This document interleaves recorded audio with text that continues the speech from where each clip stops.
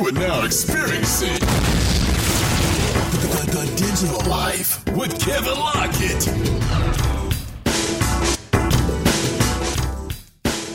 Hey everybody, welcome to the Digital Life. On today's show, I'll talk to Forbes magazine's Zack Greenburg, author of Michael Jackson, Inc. Now, during our discussion, Zack and I discussed MJ's rise as a businessman and how his estate recovered financially after his death. I had a great time talking to Zack about Michael Jackson, Inc., and we even talked about Apple's recent deal with Beats. So without further ado, here's my conversation with Zack Greenburg from Forbes magazine. Okay, we're talking to Zack Greenburg from Forbes magazine. How are you today? All right, thanks so much for having me on. Hey, no problem. Before we get into your new book, Michael Jackson Incorporated, let's talk about you for a second. Sure. Yeah, you have a pretty interesting story. You were in college at Yale, and you were writing about music and popular culture. And you saw an ad for an internship at Forbes, which turned out to be a great career move for you. But if you're usually writing about music, you end up going to Rolling Stone or Vibe or someplace like that. But you went financial. Yeah, you know, it was interesting. In college, I wrote a lot about sports. I wrote about music. We didn't really exactly have a business section at the Yale Daily News, but you know, I started interning at Forbes in 2005 during my sophomore year, which was right around the same time I started writing about music in college. So, you know, on the one hand, I was getting the experience writing about business during my summer internships and kind of learning about that side of things. And then at school, you know, I was doing kind of music and culture writing there. So it was kind of a marriage of these two interests. And basically it worked out because I'd had those internships at Forbes that they were able to bring me on full-time right after I graduated.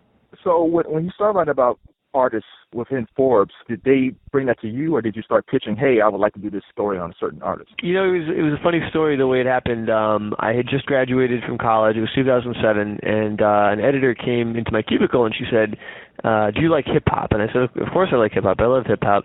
And I said, why? She said, well, you're the only person here under 30, and we wanted to know if you'd be willing to help us put together a package on the top earning rappers. And I said, sure. And so that was the beginning of what became the annual Hip Hop Cash Kings package. And I remember that year I wrote an article about Tupac Shakur and how he made more money. He was making more money dead at that time than about only 5 living hip hop acts. And it was JayZ, Diddy, 50 Cent, Dre, and Timberland. And when the story came out, we ran a little sidebar with those 5 guys in it and saying how much they earned. And for whatever reason, it was, you know, not the Tupac story, it was the ranking that really took off. And pretty soon I found myself driving down the road one day on a reporting assignment in New Mexico, and there was a song, I Get Money, the Forbes 1, 2, 3 remix by the top 3 guys on the list, JayZ, 50, and Diddy. And at that point I thought, wow, we're onto something here. And a couple months later, the editor who I was working with left, and she said, you should make this your thing. This is perfect. And so that's what I did. Now, speaking of that Forbes list, as we talk today, story broke that, you know, the Apple deal with Beats broke. And now Dr. Dre and Jimmy Iovine are headed to be billionaires. You know, Iovine's probably close to a billionaire already. But they may not actually. So that's the really interesting part. It's going to depend on whether the deal goes in the form of cash or stock or both. So if the deal goes in cash, if they get paid out in all cash, which is a distinct possibility because Apple has $150 billion sitting around. Actually, you know, it sounds like a Dr. Evil number, but that's the number that their cash reserves right now. If they pay for this deal in cash, both Dre and Jimmy will get a big tax hit, which would keep them, by our calculations, under $1 billion. And in fact, the only way for either of them to become a billionaire would be if it were an all-stock or nearly all-stock payout. Jimmy's a little closer than Dre. Dre, you know, will probably end up somewhere around 700, 800 million, which should be enough to make him the richest man in hip-hop, but not quite a billionaire. It's amazing to me because I followed his career forever, and I've seen Eazy-E and Jerry Heller take his money. And then I saw Suge Knight take his money. And at the end of the day, Dr. Dre ends up being on top. Right. You know, I think he learned his lesson kind of early on. You know, and I think that with Jimmy, he found somebody who he could trust. somebody who was a true partner in the business and wanted to make money together.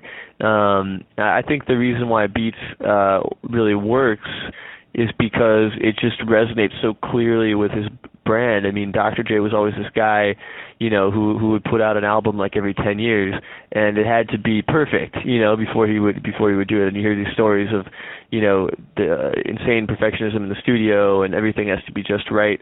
And so it kind of follows that you would want, the marketing story, right? You want the headphones created by the guy, who is such a perfectionist that he only puts out an album once every 10 years or whatever. I think, and he was the first mover really in that category. Other acts have done it. JayZ, Ludacris, 50 Cent put out headphones with varying degrees of success, but I think Dre was the first, and also he was the most logical person to do something like that. Right. Well, that could be a future book. Speaking of books now, let's dive into Michael Jackson, Inc. So back in 2012, when you were still working on the book, you wrote a line that said, yes, Jackson died with hundreds of millions of dollars in debt, but he also left behind at least $1 billion in assets. And I think when people thought about Michael Jackson, they thought this guy was like almost broke. But really, even though he was spending a lot of money, he still had assets that helped him out, even after death. That's right. He was cash poor at the end of his life, but he was equity rich. One of the tricky parts is into figuring out how much he was worth at the time of his death is how do you value his stake in the Sony ATV publishing catalog, which is now the biggest music publishing company in the world. At the time, people put it at around $500 million. They put his half of it at around $500 million. But don't forget that was in the depths of the recession in 2009. Now it's pretty much agreed that it's worth at least his half is worth at least $1 billion. So, there are still some business loans on that. At the time, he had hundreds of millions of dollars in debt, but he also had hundreds of millions of dollars in assets, and the key to figuring out exactly how much greater his assets were on paper than his debts lies in valuing that Sony ATV catalog. And at the time, given the financial difficulties, it's hard to say, but it's an asset that at its core is just such a fantastic piece of a collection of intellectual property. I mean, you're talking about the copyrights to the songs by some of the big, the Beatles' greatest hits.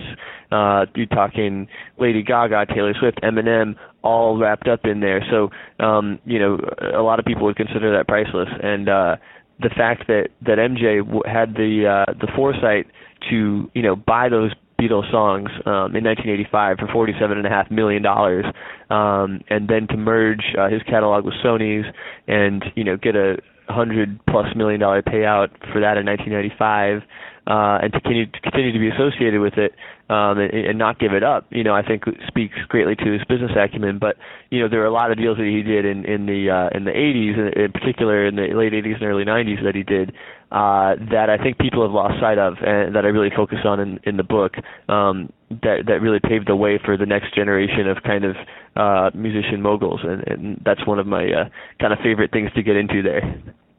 Yeah, are you talking about like the shoe deal with LA Gear? I mean, are you talking about shoe deals, or where something else that he was doing that other people now are doing? They take it for granted now, but in the early days, most people weren't doing it. Correct. Yeah. I mean, there were kind of just the beginnings of it happening. I mean, you had Run DMC. It was maybe a couple years before MJ's LA Gear deal when they held up their Adidas and sang My Adidas at Madison Square Garden in front of Adidas executives who'd flown in from Germany. But they were able to score $1 million endorsement deal. And then a couple years later, MJ comes in and scores a $20 million deal to have his own LA Gear shoe line. And at the time, that was actually more than Michael Jordan had been guaranteed by Nike for his deal. Of course, the way it worked out, Jordan ended up getting paid a lot more. He had a per shoe royalty, and Jackson's deal didn't turn out quite so well because one of the things that everybody was kind of counting on was that the shoes would go to stores around the time that his next album would. But MJ, being the perfectionist that he was,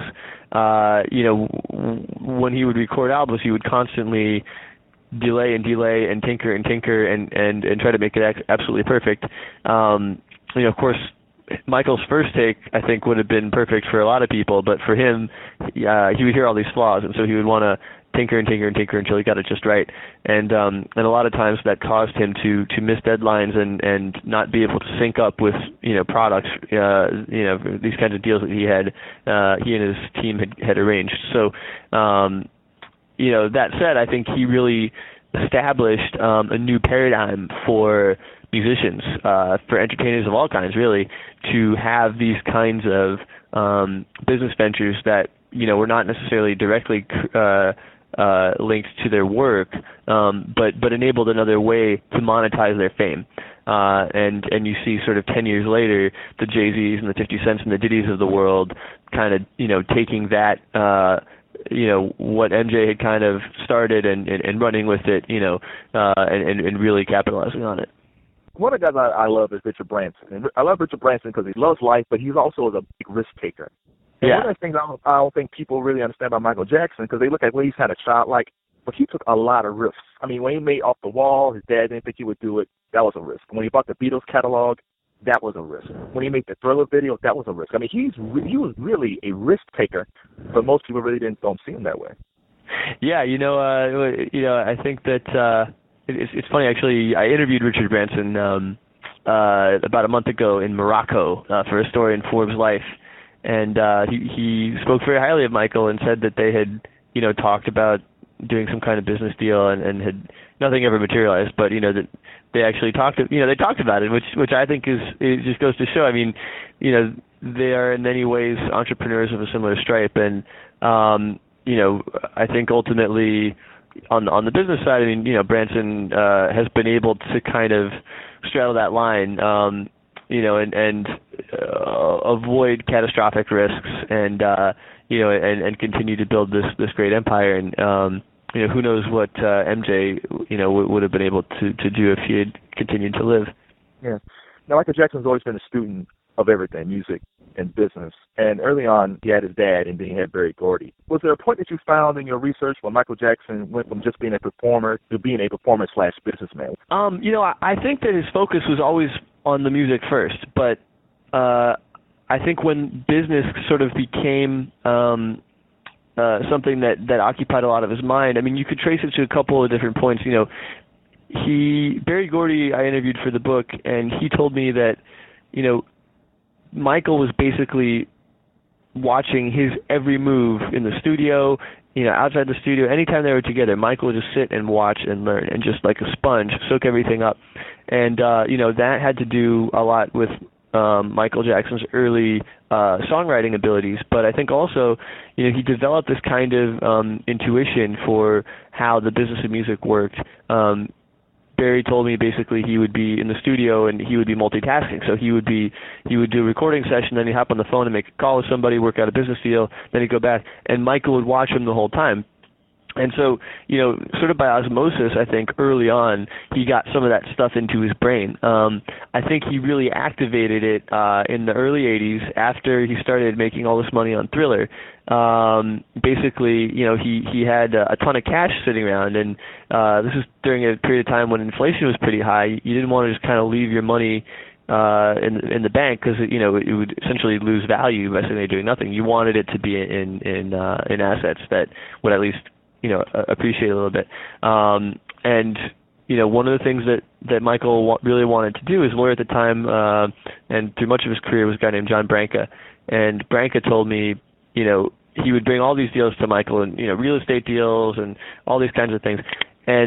But what Michael really wanted to do was own assets that he knew something about. And so when John Branca started bringing him opportunities to purchase publishing catalogs, he really perked up. And so Michael would listen to these to the songs and some of these catalogs, and if they made him want to dance, if they really spoke to him, he'd say, "Yeah, go ahead and buy them."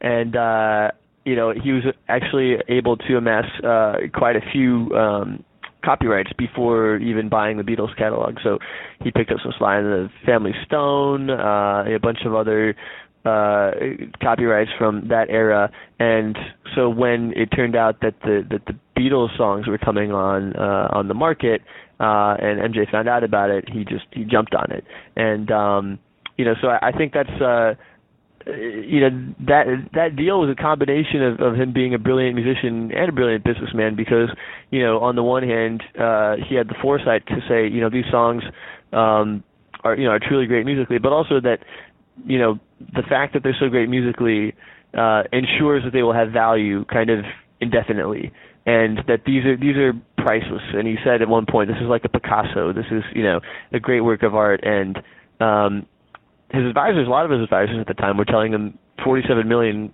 is crazy. But he wrote John Branca a note that actually I have in the back of the book, Xeroxed, and it said, "John, please, let's not negotiate. It's my catalog," in all caps. So he knew what he wanted, and he got it. It is amazing, because some artists, if they had a catalog like that, because I've seen it before where artists just sold their catalog because they needed money. But he steadfast, like, okay, I'll sell 50% of it, but I'm not going to get rid of the whole thing. Right, yeah. A lot of smart business people take money off the table, right, if they make a good investment. It's like, if you or I were to buy, a share of Apple stock at $500 a share. Well, let's say we bought two shares of Apple stock at $500 a share, and suddenly it doubles overnight, right? You might consider selling one share, right?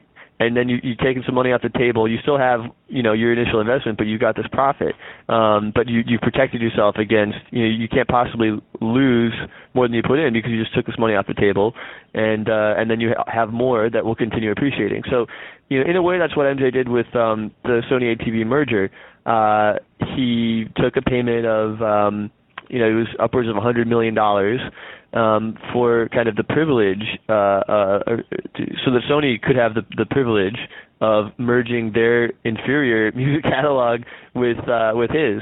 And, by doing that, he guaranteed himself that worst case scenario, even if the whole thing somehow, evaporated, which it wouldn't, he was going to get twice as much money as he had put in initially, more than twice as much. But not only that, there was incredible upside, because now he was attaching, his catalog to a catalog that was, run by a giant corporation with tons of resources, and even more than he had, that had the ability to kind of continue to grow it, and as it continued to grow and increase in value, so too would his holdings. So it was a truly incredible deal. And all you need to do is look at what he paid for it and what it's worth now, and some of the stars that are signed to Sony ATV. I mean, he said during his life one of his goals was to create the largest music publishing company in the world, and that's something that some of the people close to him told me while I was reporting my book.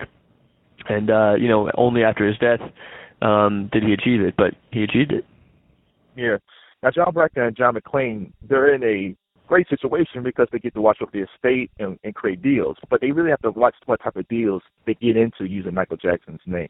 For sure, and there are a lot of opportunities. There's a lot of demand, for Michael and for his image now, and for anything kind of connected to him. And I'm sure they turn down 99 deals for every one that they accept. But there's an interesting question of, putting out unreleased material, for example. Would Michael have eventually released this himself? He was this incredible perfectionist, so it's hard to say for sure. But it's sort of like, when you look at it, I think generally the fans are very excited because they want as much of Michael as they can possibly get. Then again, there are fans who say no, he didn't want this out there, so we shouldn't be releasing it. But I mean, as far as I'm concerned, if you look at Michael Jackson's image when he died, and you look at it now, it's far and away above and far improved from what it was during the time around 2009 when he died. And I think that in death, a lot of people have gone back and kind of reimagined Michael as they remember him from the Thriller era, from the Bad era, and kind of at his peak. And I think that's an image that's much more marketable and much more palatable to people all around the world. And it's so fascinating that sort of only in death has he kind of made his comeback. His comeback to the extent that he's returned to that rarefied air that he was before. Yeah, you had a lot of access to people for the book, and you talked to some of his family members. I'm interested, were you able to talk to Janet Jackson? Because you was closest to her, and of all the Jackson family, I mean, she's second in line when it comes to success. I mean, were you able to talk to her, or did you talk mostly to the brothers? I didn't talk to Jackson. I did talk to a few of the brothers. I talked to his dad. I wasn't able to talk to his mom, but I basically tried everybody, and was able to get a lot of the family, a lot of business associates, and also a lot of entertainers who had either worked with him or crossed paths with him throughout his career, from Sheryl Crow, who was a backup singer on the Bad Tour, to 50 Cent, who was on one of his posthumous songs, to Pharrell, who actually got a couple of his tracks rejected by MJ when they were trying to work together. So it was pretty fascinating to talk to a lot of these entertainers, because pretty much without a doubt, I mean, all of them had this sort of looked up to him as though he were godlike, and just the reverence and awe that they had for him was pretty mind-blowing to hear, especially from people who are already idolized around the world. To hear them talk that way about somebody, it was pretty fascinating. What did his dad say? His dad took a lot of credit. Basically, I kept them off the street, and I taught them a lot about the business, and I built their careers. Which to be fair, I mean, he did force them into rehearsing more than anybody would ever want to rehearse, I think. But he was also really violent and abusive. And so I asked him kind of point blank, why did you beat your kids? And he said, well, I didn't really beat them. I only whooped them. And he said, besides, that's what everybody else was doing at the time. And he really was not apologetic about it. And he said, look, my kids didn't end up on the street or in gangs. He seemed pretty unrepentant about it, which was kind of surprising to me. But you can understand from talking to him how Michael might have had a really tough childhood. Yeah. Tying your two books together, because your first book was JayZ's Empire State of Mind, and now you have the new one, Michael Jackson Inc. And the one correlation I see between the two, they were both driven, they both want to be successful. But it seems like where Jay is, business is one and music is two, maybe 1A and 1B. But Michael, it seems like business is important, music was 1A, and business was 1B. I think that's a fair assessment. I think, though, the thing that a lot of people think about MJ is, I read about all his financial troubles toward the end of his life. He must be an idiot, and people don't realize that he had, this incredible acumen that really showed itself, I think, the most in the late 80s, early 90s, and some of these deals that paved the way for guys like JayZ down the line. I think with JayZ, people already know, I mean, obviously they know that he's very serious about business. They know that he's serious about music too, but, JayZ was much more transparent about it. He says, I'm not a businessman, I'm a businessman. Michael Jackson didn't really say anything like that. He didn't really brag about his wealth in his music, but I think a lot of it was a function of genre, although Michael Jackson often had hip-hop influences in his music, and had Heavy D or Notorious B.I.G. or Shaq on some of his songs rapping, he wasn't obviously a rapper, and he wasn't somebody who was, into boasting about his wealth. So, I think it's less obvious to people that he had a business focus. So this is a tech show usually. So what type of apps and gadgets do you use on a regular basis? What kind of gadgets? Let's see. Well, I mean, I've got my iPhone. Definitely the Mophie is crucial because I'm constantly running out of battery. So that's that's a big one for me. In terms of apps on the phone that I use, Twitter, Facebook, Shazam, What else do I have on here? Oh, Uber. I went to San Francisco last week, and I got so in the habit of taking Ubers that when I went in a regular cab, I walked out and I almost forgot to pay them. I think the standard apps, And what did you learn about Michael Jackson while doing all your research that you didn't know before? Yeah, I think I honestly I was one of the people who didn't really fully understand the extent of his business acumen and the extent of what he built during his life on the financial side until I started digging into it for Forbes, and it was in that process over the course of really from starting 5 years ago. I would say probably after a couple of years, I started to think, there's really a book here, because it's a counterintuitive hypothesis on, one of the most well-known people of all time. It's like everybody's heard of Michael Jackson, but who has ever heard of, the fact that, who's ever heard of him as some kind of business genius, or, who really knows that he actually made $1.9 billion inflation adjusted during his career, and close to $3 billion inflation adjusted if you count post-mortem earnings. We talked about JayZ saying, I'm not a businessman, I'm a businessman, but, Michael Jackson was the ultimate business man, and I'm hoping that the book will kind of illuminate that for people. Yeah. Well, Zack O'Malley Greenburg, thank you for the conversation. If people want to check you out and check out the book, where can they go? You can go to michaeljacksoninc.com. And all the details for the book are up there. There's links to buy it on Amazon, or you can go to your friendly neighborhood bookstore starting June 3rd. And you can find me on Forbes or on Twitter. My handle is Zogblog. And, yeah. And finally, what was Morocco like with Branson? That sounds like fun. It was a blast, except for the fact that I got food poisoning. Oh. At least you got to hang out with the man, so. Indeed. Maybe you ride the space shuttle once you get his rocket into space. You can do that one. I know. I don't know. The MJ book's going to have to do pretty well for me to be able to afford that.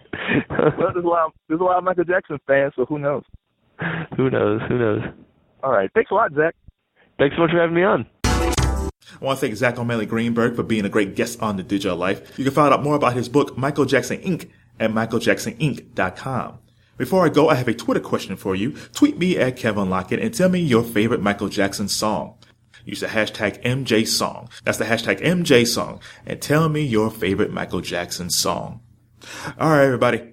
It's The Digital Life. I'm Kevin Lockett, and I'm out. The Digital Life with Kevin Lockett.